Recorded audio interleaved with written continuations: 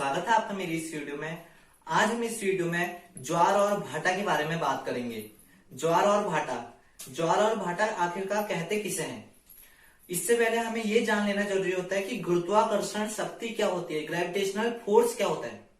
हम देखते हैं, हम अगर ऐसी अवस्था में अगर हम उछलेंगे तो हम नीचे आते हैं, ऊपर ना जाने की बजाय हम नीचे आखिरकार क्यों आते हैं? ग्रेविटेशनल फोर्स के कारण। अगर कोई भी किताब हम ऊपर से यहाँ रखकर नीचे को गिराएंगे तो नीचे को ही जाएगी, ना कि ऊपर को जाएगी। क्यों?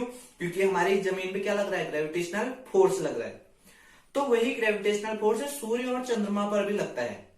सूर्य और चंद्रमा की गुरुत्वाकर्षण शक्ति यानी ग्रेविटेशनल फोर्स के कारण जो अब कब लगता है? जब पृथ्वी से जो सूर्य और चंद्रमा की दूरी है जब नजदीक हो जाते हैं, दोनों आपस में नजदीक हो जाते हैं, पृथ्वी से नजदीक आ जाते हैं, समीप आ जाते हैं, तब सूर्य और चंद्रमा का जो ग्रेविटेशनल फोर्स लगता है वो धरती पर यानी जमीन पर तो कोई ज्यादा इफेक्ट नहीं डाल सकता, तो डालता किस पर है? महासागरों पर।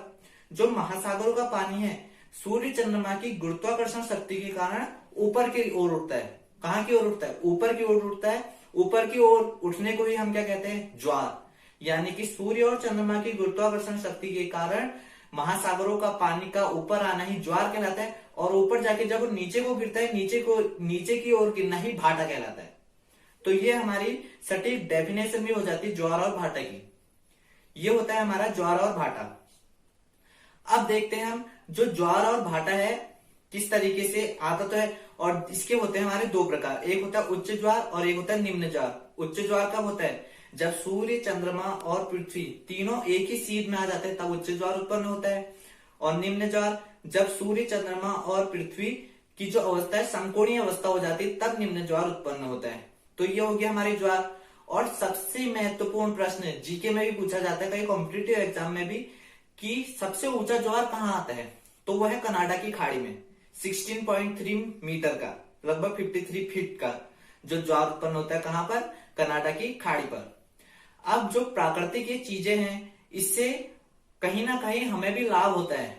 अब इसके लाभ हम देखें तो पहला लाभ है ज्वार भाटा का मत्स्य पालन यानी मछली पालन।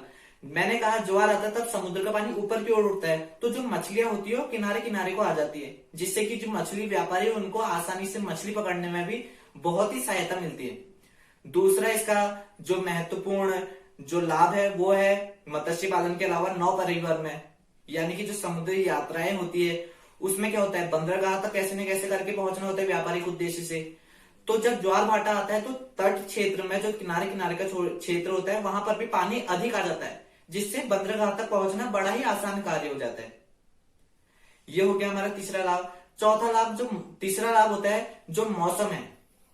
ज्वार भाटा आता है तो वैज्ञानिकों का यह भी कहना है कि ये जो मौसम संतुलन बनाता है, जो तापमान है हमारी पृथ्वी का वो भी संतुलित करता है। कौन? ज्वार भाटा। चौथा सबसे महत्वपूर्ण लाभ जो इलेक्ट्रिसिटी का भी एक गुड सोर्स है। कैसे? ज्वार आ रहा है, जल ऊपर की ओर जाएगा, हम नीचे से क्या रखेंगे? टरबाइन रखेंगे। तो जैसे ही जल नीचे की ओर, जो वाटर है नीचे की ओर फोर्स से पड़ेगा तो टरबाइन क्या होगी? घूमने लगेगी। अब टरबाइन घूमने लगेगी तो इलेक्ट्रिसिटी इससे कंडक्ट होगी, यानी कि ऊर्जा का ही बेहतरीन सोर्स है टाइडल एनर्जी। ज्वारीय ऊर्जा इसे कहते हैं। तो ये हमारे ज्वार भाटा के महत्वपूर्ण लाभ भी हैं। और एक चीज और पूछी जाती है कि क्या नदियों, तालाबों, झीलों में भी ज्वार भाटा उत्पन्न होता है? तो इसका सीधा सा उत्तर है नहीं, क्योंकि वो छोटा सा क्षेत्र है। महासागर हम देखेंगे बहुत बड़ा क्षेत्र होता है, विस्तृत होता है, तो वहां पर ये जो गुरुत्वाकर्षण शक्ति है वो लग सकती है, परंतु ऐसी छोटी छोटी जगहों में उत्पन्न ज्वार भाटा नहीं हो सकता। तो नहीं। तो आज की इसी वीडियो में इतना ही। अगर आपको ये वीडियो अच्छी लगी तो इसे लाइक कीजिए, सब्सक्राइब कीजिए और शेयर कीजिए।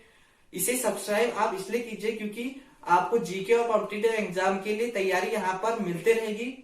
तो इसी वीडियो में इतना ही। धन्यवाद।